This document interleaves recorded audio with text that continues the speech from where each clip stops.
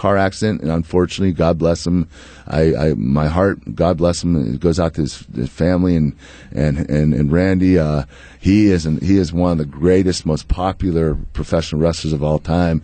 I think a lot of people were in shock that it happened, but you know what? Sometimes bad things happen to good people, and he just happened to be in an automobile accident. It hit me quite hard, that one. I saw it on Twitter, and it was like you fill up, and it was one of those ones that you go, that's a part of my childhood that's gone. Yeah, and that's one of those that really hit me. You know hard. what? I didn't watch wrestling, but when Randy Macho Man Savage was on TV, there were very few people I watched. Hulk Hogan, Roddy Piper, Macho Man, anybody that was really entertaining and charismatic, I would watch.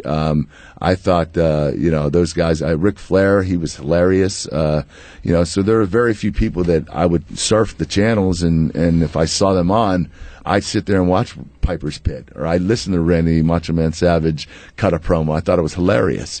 So, he made me a fan.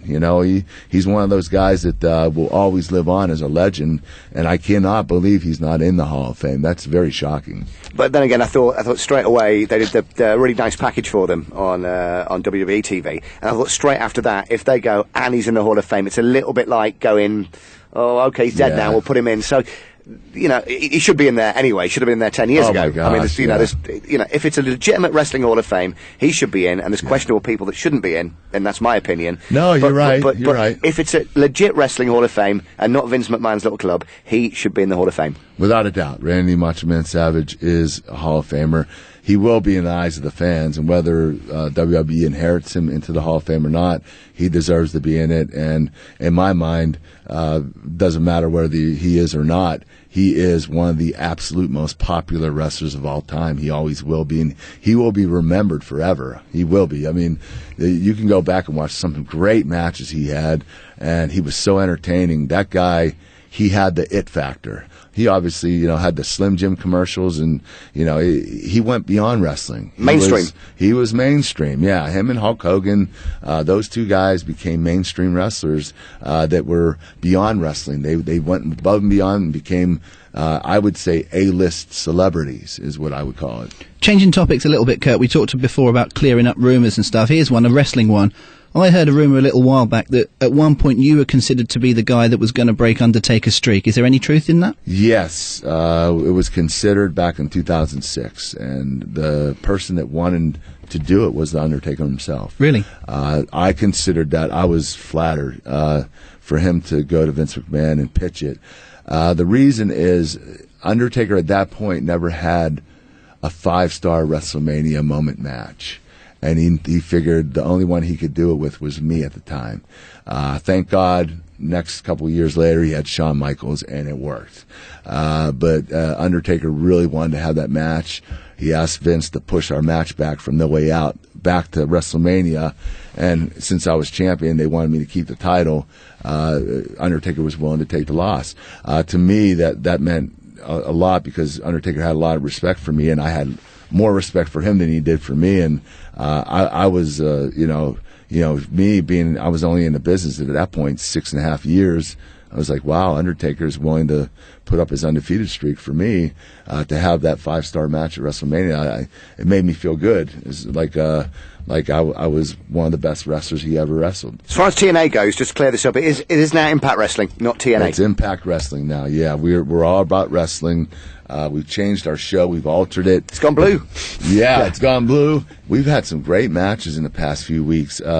I had a main event match with RVD where we didn't have any run-in, no DQ, straight-up win. I beat RVD.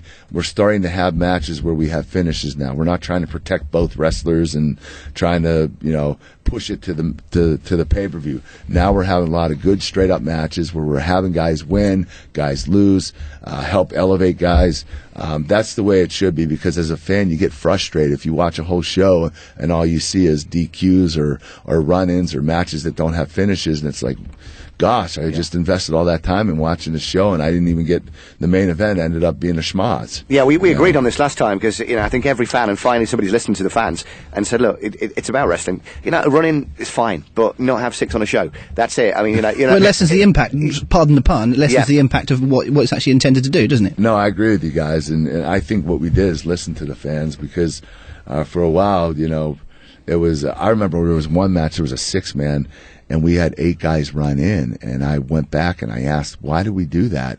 And they said, well, we wanted to get everybody on TV. And I went, that's the reason you did it? Because you just wanted to get these guys on TV? And it just, they like, let's just say Samoa Joe had an issue with me. So I ran into the ring to attack somebody. Joe would come in after me to beat me up to keep our thing going. Then Abyss would come down, and AJ Styles had a match with Abyss the baby, so he'd come down and beat up Abyss. And it was like when Mike today's confused, you think yeah. The professor's confused. What the fans going to be thinking? The thing is, we learn from our mistakes, and the company is going in the right direction now, and they're doing the right things. They're listening to the fans. They're wanting to give the fans 5-star matches on TV and not just at the pay-per-view. Well, speaking of 5-star matches, you and Anderson, was it lockdown? Thank you very much. I thought you were dead, though. I thought, honestly. You know what? I had 2 matches like that. Jeff Jarrett this year at lockdown, and Mr. Anderson last year at lockdown. We did a lot of dangerous stuff, and thank God that nobody got injured. But it was a good feeling when it was over, because we told some really good stories in the match, and we took a lot of chances. And I don't like cage matches. I like regular wrestling matches in the ring, one-on-one. I'm not much of a tag wrestler. I'm not even a fan of triple threats. I just like one-on-one, one man against the other in that ring. Just pure wrestling. That's what I am. I'm a pure wrestler. I don't like gimmicks, even last man standing matches. I like to have real wrestling matches in the ring. That's just my forte. What makes you feel that you need to take those risks and do those high risk spots? Because you're so respected as possibly the greatest wrestler of your generation. No, I don't think I have to. But when I get out there and the fans are, they pay good money to see you wrestle, and you're on pay-per-view, and you're in a cage, and you have to use the cage as a weapon in some form or fashion, or you have to use it to do some of the wrestling moves or stunts that we do. You find yourself in a situation that you're going to have to do things you normally don't do when you don't have the cage up.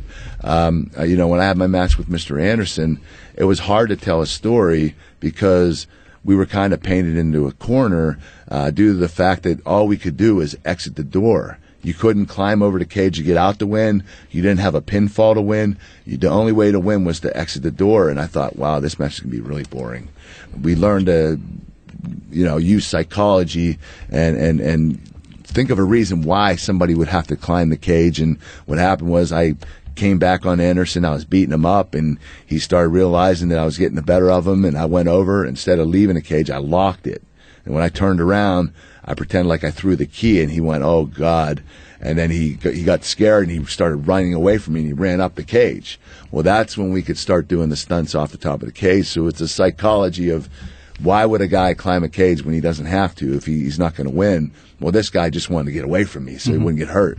So there were certain things that we had to do to tell a good story for reasons why he would have to climb the cage, and then we would do stunts off the top of the cage. Well, I think Joel said about it being a high-quality match, and he's right. And I think one of the things that helped was that the storyline you had with Ken for several months beforehand was a very strong one last year, wasn't it? Yeah, and when they brought Ken in, they had him beat me right away. Bang! I mean, it was we made him a main eventer in one night, and then the cage match was next, and we had to outdo the first match, and the first match was a really good 5-star match. So it was one of those things where we had to outdo our first match, and I think we did in the cage match, thank God. So I have a reputation of when guys come in, new guys come in, I usually take them first, like Mr. Anderson and Desmond Wolfe came in. Cena. Yeah, Cena, Rey Mysterio back in the WWE, Brian Kendrick when he came into WWE. Taz? Taz when he came in WWE. So I've always been the go-to guy whenever they wanted to bring somebody in. They want to bring him in at a high level, main event level.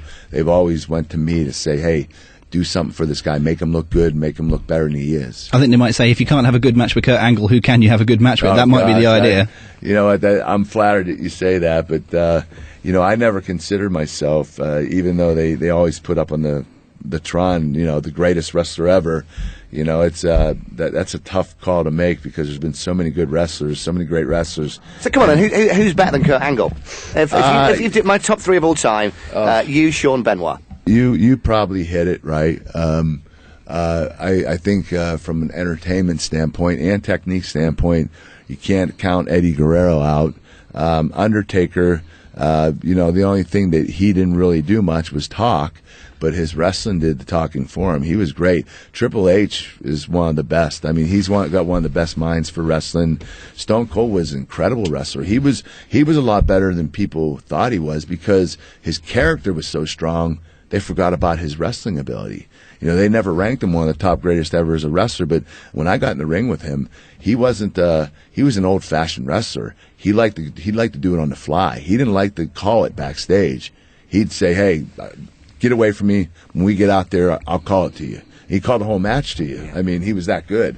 So there are a lot of Shelton and Sean yesterday. We did, didn't we? Yeah. From Raw. Shelton, gosh. unbelievable worker. Yeah. Shelton is the most underrated wrestler in wrestling today, and TNA is thinking about bringing him in. I do think the one match that was maybe half a generation out that's never actually happened. My personal dream match would have been Kurt Angle versus Bret Hart. Oh man, Bret Hart. Man, he calls me every once in a while. He says, "Man, I keep having that dream about wrestling you." And I asked him to wrestle me. I think back in 2004, I called him and said, "Hey, why don't you and I have a match at WrestleMania?" And he said, "You know what, Kurt? I can't." And I said, "Well, you won't have to do anything. You won't have to bump, and I'll do all the bumping and feeding, and all you have to do is go in there and just be you." I think the reason he didn't do it is because he wouldn't be able to have the Bret Hart type of match that he would have had 5 years prior.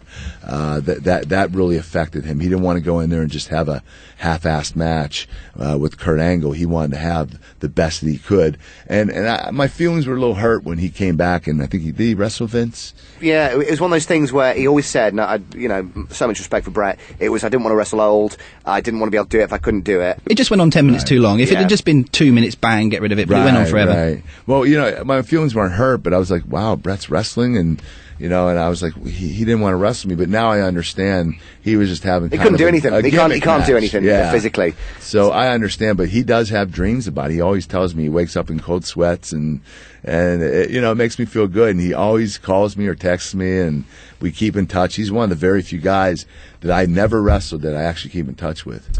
If we had a look on paper and we go, right, we're going into a pay-per-view, and we've got Karen, Jeff versus China, Kurt Angle. This is going to be a shocker. It was the best match in the pay-per-view. You thought so? I actually really enjoyed it for the. It was entertaining. It was an entertainment match. It wasn't a Kurt Angle Chris Benoit, but it was an entertainment match. And I'm not sure what sort of relationship you got with Karen now, but she's one hell of a talent on the telly. She is. That's why I brought her back. It was really my decision to bring Jeff and Karen back, and I'm glad we did. A lot of people didn't feel comfortable with the situation, but I was. So, the Carter family wasn't crazy about it. But I told them that as long as we keep it in the parameter of we don't get the kids too involved, I'm okay with it. We didn't allow our kids to watch it due to some of the things that we did say on TV. But the kids also knew that it wasn't, we always said, hey, this is pretend. Daddy's not mad at Mommy. Mommy's not mad at Daddy. And so they had an understanding of what was going to happen. And we tried to let the kids know that, there weren't any real issues. Now, are there real issues? Yeah. I mean, Jeff and I were really tight before everything transpired. But now Jeff and I aren't quite as tight as we used to be, and there's a reason for that. Understandable. But it wasn't all Karen and Jeff. It had a lot to do with me and some of the mistakes I made in the past, and I always put wrestling first, and I always put Karen second, and I think she wanted to be in a relationship where she was first, and so I can't blame it solely on Karen. I wasn't mad at Karen. I was mad at Jeff. I understood why Karen had the feeling she did. It was just the fact that it was Jeff Jarrett, him and I were very, very tight at the time.